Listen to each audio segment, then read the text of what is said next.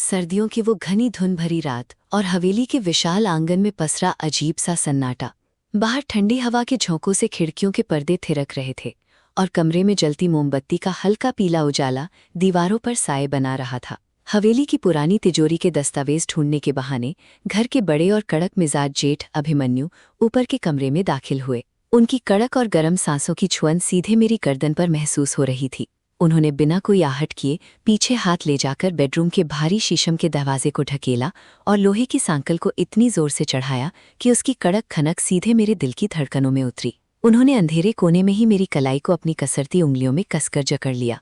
वो मेरे चेहरे के बेहद पास झुके और अपनी भारी रोबदार आवाज में फुसफुसाए, पायल, रोज आपको इस बड़े घर में अकेले घुटते और तड़पते देखना मेरे दिल को चुभता था।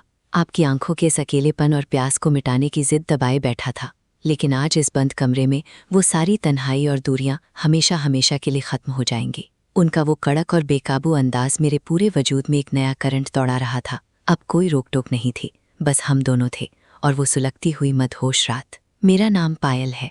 मेरी शादी इस खानदानी हवेली में हुई थी, लेकिन मेरी जिंदगी एक सूखे रेगिस्तान जैसी बनकर रह गई थी। मेरे पति हमेशा अपने काम और बिजनेस ट्रिप्स के सिलसिले में विदेशों में व्यस्त रहते थे। महीनों तक वो शहर से बाहर रहते और जब आते भी तो अपनी थकान का बहाना बनाकर सो जाते।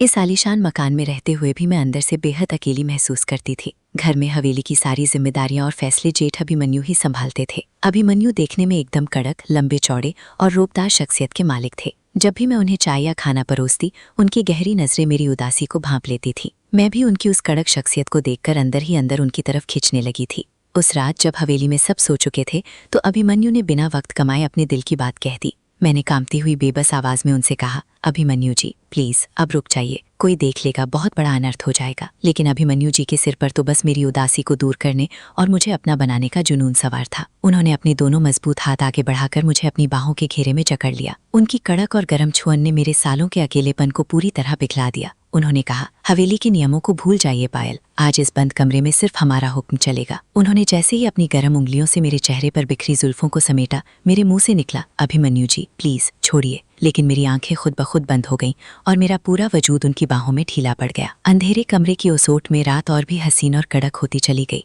बाहर धुंध का सन्नाटा था और अंदर हमारी सांसों का तूफान। उनका तरीका बेहद जिद्दी, जुनूनी और जज्बाती था। उनकी उस कड़क मर्दानगी और बेपनाह मोहब्बत में एक ऐसा सुकून था जिसके लिए मैं बरसों से तड़प रही थी। सही और गलत की हर सीमा को भूलकर हम दोनों एक ऐसी दुनिया में खो गए जहाँ सिर्फ दो दिलों की धड़कनें बोल रही थी। उन्होंने अपनी मोहब्बत की हर एक जिद पूरी करवाई और मुझे वो दिली सुख दिया जिसकी कल्पना मैंने कभी नहीं की थी। जब सुबह की पहली किरण खिड़की से आई तब जाकर हमारी सांसें शांत हुई। उन्होंने प्यार से मेरे माथे को चूमा और दबे पांव अपने कमरे में चले गए। दिन बीतते गए और सबकी नजरों से छुपकर बंद कमरों के पीछे हमारा ये गुप्त और कड़क रिश्ता और गहरा होता चला गया। पति के दूर रहने का जो दर्द था वो इस कड़क इंसान के इस बेकाबू प्यार के आगे पूरी तरह हवा हो गया। दोस्तों, कभी कभी जिंदगी हमें ऐसे मोड़ पर ले आती है जहां बंद कमरों के पीछे ही असली सुकून और सच्चा प्यार छुपा होता है। आज मैं उनकी दी हुई इसी बेकाबू मोहब्बत के सहारे खुश हूँ। अगर आपको मेरी ये कहानी पसंद आई हो तो इस वीडियो को एक लाइक ज़रूर करें, अपने दोस्तों के साथ इसे शेयर करें और नीचे कमेंट में राधे राधे ज़रूर लिखें। चैनल को सब्सक्राइब करना बिल्कुल मत भूलना। मिलते हैं अगली वीडियो में, तब तक के लिए नमस्कार, धन्यवाद।